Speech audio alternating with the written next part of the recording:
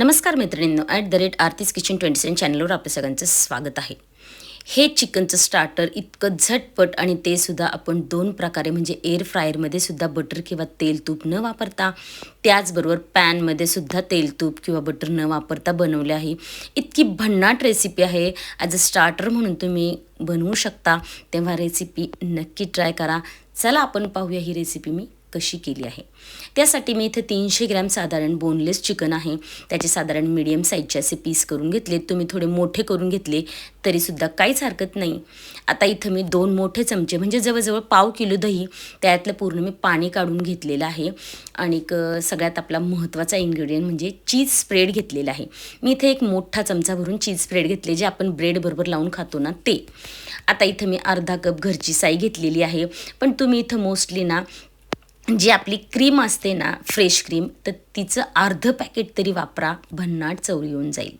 आता इथं एक मोठा चमचा भरून मी आलं लसूण पेस्ट घेतले. 1 चमचा भरून मी मिरचीचा खरडा घेतलेला आहे आणि भरपूर सारी कोथिंबीर टाकली. पाव चमचा वेलची पावडर टाकलेली आहे आणि अर्धा चमचा मी इथं काळी मिरी पूड टाकलेली आहे. आता इथं बटर थोडं मी वितळवून घेतलेलं आहे. साधारण 2 ते 3 चमचे तुम्ही टाकू शकता छानपैकी. आता जर ते घट्ट असेल तर मिक्स करायला प्रॉब्लेम येईल म्हणून पातळ केले. आणि अर्धा चमचा मी इथं गरम मसाला पावडर टाकली. त्याबरोबर अगदी पाव चमचा जायफळ पावडर होईल इतकं मी ते किसून घेतलेले. पाहू शकता तुम्ही, असं फ्रेश किसल्यावर वाससुद्धा छान येऊन जातो. आणि अर्धा चमचा इथं मीठ टाकलेलं आहे. आता बटर असल्यामुळे थोडंसं मिठाचं प्रमाण कमी घ्या, म्हणजे तुमच्या स्वादानुसार घ्या. आता हे सगळं मिश्रण छानपैकी मॅरिनेट करण्यासाठी ठेवायचे. मिक्स करा. आणि जर तुमच्याकडे वेळ असेल तर तुम्ही 2 ताससुद्धा ठेवू शकता, अर्धा ताससुद्धा ठेवू शकता. जेवढं जास्त मॅरिनेशन कराल तेव्हा टेस्ट तेवढी छान येईल. आता याला आपण झाकण लावून ठेवून देऊया. मी इथं अर्धा तासासाठी मी त्याला ठेवून देते बाजूला. त्याचं काही पाणी वगैरे त्या दह्याचं सुटणार वगैरे नाही आहे.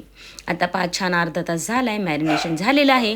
तर आता आपण एअर फ्रायरला लावून घेऊया. इथं बिलकुल मी पाहू शकता त्याच्यावर आपण नंतरसुद्धा ब्रेड तेल वगैरे बटर वगैरे स्प्रेड करायचं नाही आहे, कारण मुळात आपलं त्या मॅरिनेशनमध्ये बटर वगैरे आहे.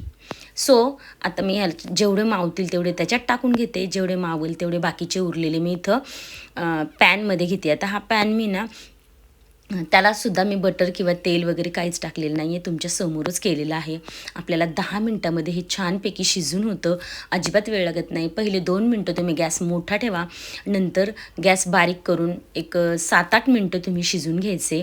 पहा 7 ते 8 मिनटामध्ये त्याच्यातलं पूर्ण पाणी आटलेलं आहे. आता त्याला फ्लिप करा आणि पुन्हा आपल्याला 5 ते 7 मिनटं म्हणजे ओव्हरऑल आपल्याला 10 ते 12 मिनटामध्ये आपलं हे चिकन छानपैकी शिजून होतं. अजिबात वेळ लागत नाही. आणि जर तुम्ही इथं कोळशाचा स्मोक जर दिला ना, तर याची टेस्ट आहे ना नेक्स्ट लेवलला जाते. पहा इतकं छान त्याला आता संपूर्ण शिजलं गेलेलं आहे. त्यामुळे त्याचं बटर जे आपण टाकलं होतं ते सुद्धा रिलीज झालेलं आहे. इथं तुम्ही पीस आहे ना मोठे केले तर तुम्हाला फ्लिप वगैरे करायला प्रॉब्लेम येणार नाही, पण असे छोटे तुकडे केले तर शिजतं लवकर, म्हणून मी असे छोटे छोटे तुकडे केलेले आहेत. ते तुमच्यावर तुम्ही कसं करायचं ते.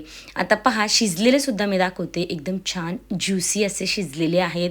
तेव्हा तुम्ही ही रेसिपी ॲज अ स्टार्टर म्हणून नक्की ट्राय करा. अजिबात वेळ लागत नाही. आता मी इथं एअर फ्रायरमधले आणि पॅनमधले दोन्ही एकत्र केलेले आहेत. दोन्हींचं टेक्स्चर तुम्ही पाहू शकता, बिलकुल त्याच्यात डिफरन्स नाही आहे. सो तुम्ही पॅनमध्ये करा, एअर फ्रायर असेल तर त्याच्यात करा. जरा शायनिंग यावी त्याला म्हणून वरतून थोडंसं मेल्टेड बटर लावलेलं आहे आणि कोथिंबीर टाकलेली आहे. मुलं तर इतके आवडीने खातात. पाहुणे आल्यावर सुद्धा तुम्ही ॲज अ स्टार्टर म्हणून हे नक्की सर्व करू शकता. तुम्हाला रेसिपी नक्की आवडेल. रेसिपी आवडली तर लाईक शेअर सबस्क्राईब नक्की करा. व्हिडिओ शेवटपर्यंत नक्की पहा.